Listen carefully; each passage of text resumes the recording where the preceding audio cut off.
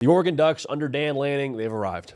A lot of talk about potential. Hey, here's what they could be eventually if they were to win this, that, the other. No more talking about what they could be. They just won the Big Ten championship. Now, obviously, when you talk about arriving for Oregon, you want to win a national championship. They will have every opportunity to do that, being the one seed in this college football playoff.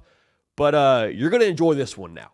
Beating Penn State. Final score was 45-37 in Indy. There's a couple of things now that if I'm an Oregon fan or I have to play Oregon in the college football playoff that absolutely terrify me. We'll unpack it together right now. But first things first, if you're an Oregon Duck fan, y'all have been rocking with us here for a minute. We appreciate you for that. Make sure you're subscribed right here to the On3 YouTube channel. I say y'all been rocking with us.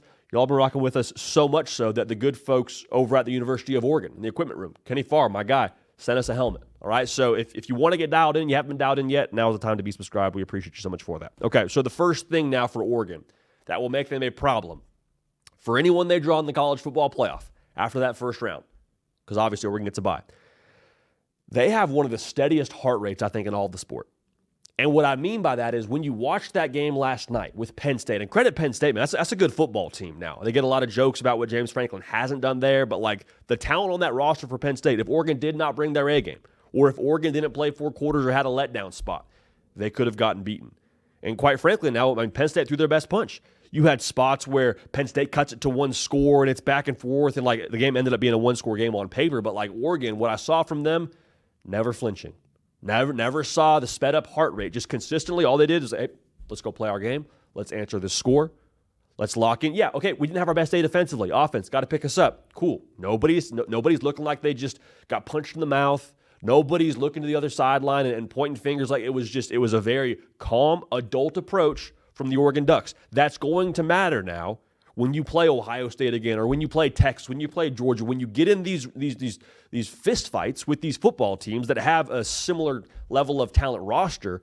Just being able to steady yourself and not get too caught up in the moment like we see Oregon routinely be able to do, that matters. That matters especially when you're in a situation now, if you're Oregon, you got a 3-game season ahead of you. 3-game season to win the whole darn thing, okay? So I think a big part of why they have that steady heart rate is because they have a roster full of adults. And we've said this before, man. A lot of guys on this football team, transfers and guys that have been there, on this roster since Dan Lanning got there, that have seen these things. Like there's not a major surprise to them when they get in a close game with Ohio State. And obviously this was the first time for them being in the Big Ten championship game. But a lot of these guys last year played in the Pac-12 championship game against Washington and lost that game, had a little taste in their mouth. Now, a guy who wasn't there last year and who I think is a big reason why you're excited about where you are this year and going forward this year, you have Dillon Gabriel playing quarterback for you. Okay, that should terrify the rest of college football.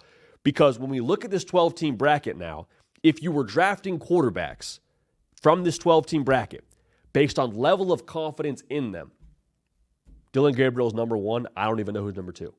Now, we're going to do this exercise actually on our YouTube show, probably Tuesday, Wednesday. Just make sure you're subscribed to not miss that. But Dillon Gabriel, spoiler, he's the number 1 pick.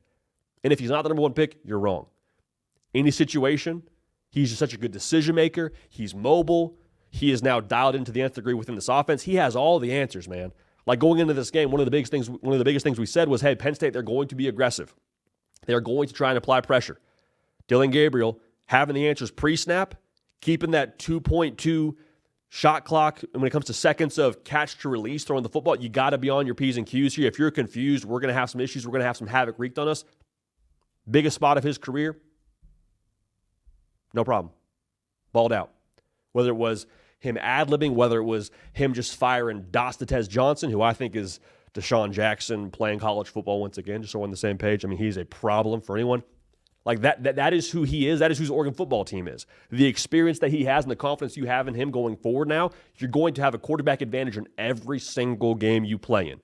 And in games like this now going forward, going back to what we said about equal level roster talents, I think your quarterback has to be a difference maker for you. I think he has to be the guy to elevate your football team to make that play to get it done.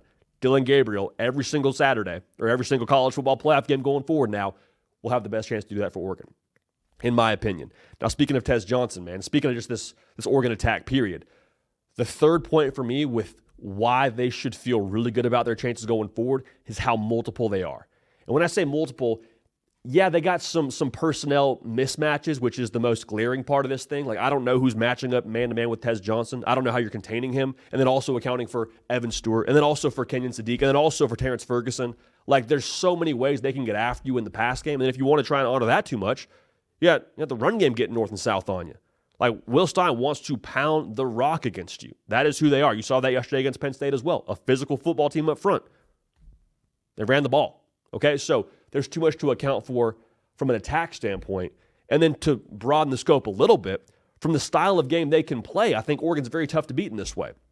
Because we spoke about the offense, and I mean, honestly, I'd be wildly surprised if anybody kept them under 4 touchdowns or under 28, rather, is a better way to say it, in this college football playoff run.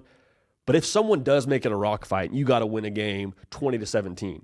I think Oregon is good enough to do that. I really do. Now, the defense is going to be the talking point that every analyst regurgitates here for the better part of the next few weeks, and that's fine.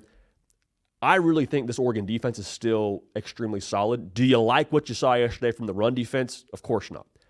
But I do think when you talk about teams that maybe will benefit the most from a bye, I talk about Georgia, and I talk about Oregon.